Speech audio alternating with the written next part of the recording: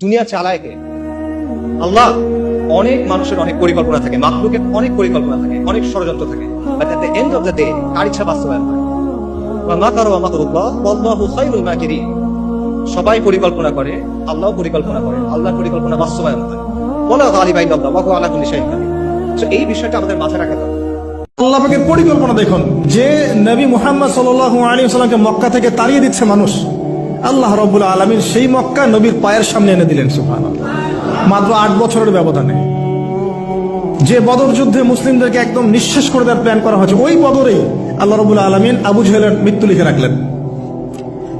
যে ইউসুফকে কুয়ায় ফেলে দিল তার ভাইরা, সেই ইউসুফকে আল্লাহ পাক সেখান থেকে রাজপ্রাসাদ, সেখান থেকে কারাগার, সেখান থেকে আবার নিয়ে আসলেন মিশরের পলিটিক্যাল পাওয়ার।